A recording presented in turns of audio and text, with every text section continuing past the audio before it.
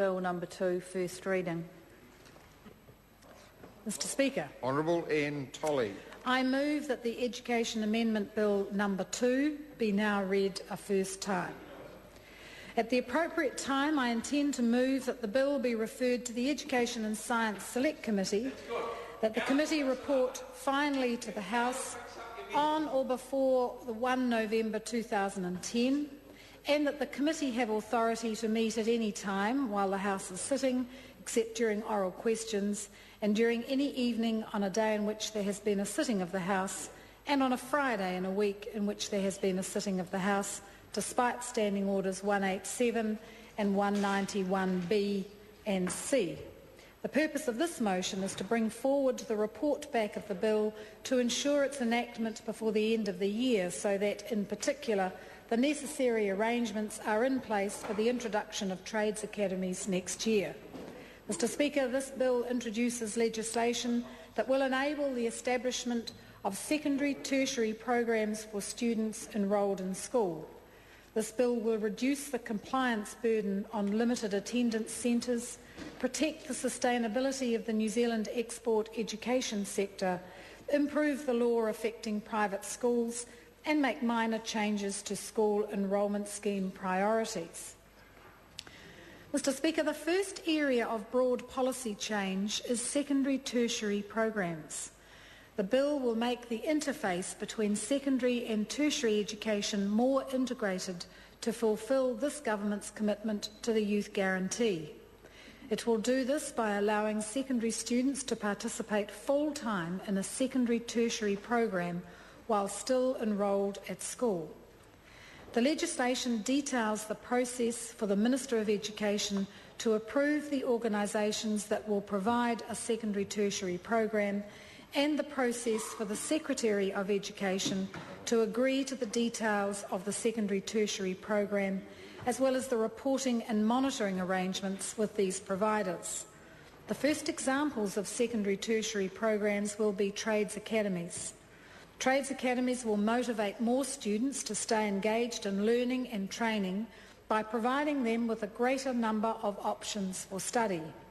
Trades academies will also provide students with clear pathways by giving them a head start on training for industry-related qualifications and smooth access to employment. To introduce initiatives spanning the secondary-tertiary interface, new legislative arrangements are required to allow more appropriate sharing of the responsibilities for students when they are undertaking a joint secondary-tertiary program. The changes in this bill will ensure protection of the education, welfare and safety of students.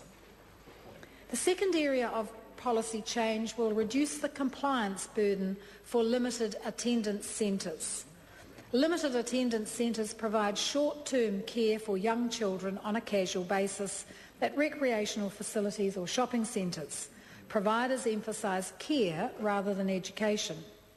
Many limited attendance centres find the current early childhood education regulations onerous and have ceased providing the service, or are operating a centre outside of the licensing requirements. Whilst limited attendance centres will no longer be subject to early childhood education regulatory requirements, they will continue to be subject to arrangements with the operators of the facility, local government and other legislative requirements to ensure the safety and welfare of the children in their care.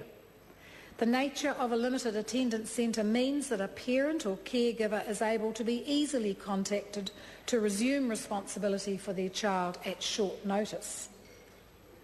At the moment, there are few restrictions in education legislation relating to international students who change course or provider. Current refund provisions for international students enrolled at private training establishments penalise those providers who invest in overseas recruitment but have their students enticed away once they arrive in New Zealand by providers who do not invest in marketing overseas but offer much cheaper courses. There are a number of undesirable consequences associated with international students changing providers shortly after they arrive in New Zealand. Overseas agents lose their commission, which reduces their enthusiasm for referring students to New Zealand in the first place. New Zealand's reputation and the sustainability of the sector are damaged, and there are immigration risks from non-bona fide students. This bill removes the incentive for international students to change provider by increasing the maximum amount that private training establishments can retain when providing a refund to international students who withdraw from a course of 3 months or more. The bill will enable the relevant minister to set, through a notice in the New Zealand Gazette, refund provisions for international students enrolled at private training establishments for such courses. This notice will set the period during which international students can withdraw from these courses and receive a refund of their course fees, and it will set the maximum proportion of the course fees that the private training establishment may retain. This bill also updates and clarifies the law affecting private schools in response to the Law Commission report, Private Schools in the Law. The bill will update and clarify the registration criteria to provide clear standards for prospective private schools. This will ensure minimum standards for private schools' premises, equipment and standard of tuition, and will ensure that all private schools are correctly registered.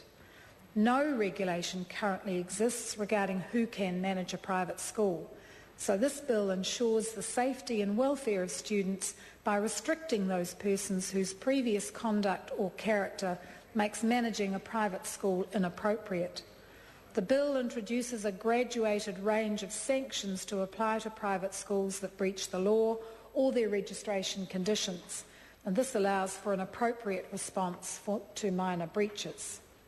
Finally, the current Education Act 1989 specifies the order in which school boards must prioritise enrolment applications via the ballot process from out-of-zone students. This bill gives some priority to children of board members and of former pupils who have a historical family connection to the school. Currently, the legislation does not give any priority to applications from these students. Mr. Speaker, this bill will improve education law across a range of areas. I'm very pleased in particular that it creates greater options for study for students by opening up that secondary tertiary interface to help fulfil the government's youth guarantee. Students will find this interface easier to negotiate, and this will facilitate their continued engagement in education. I commend the first reading of the Education Amendment Bill number 2 to the House.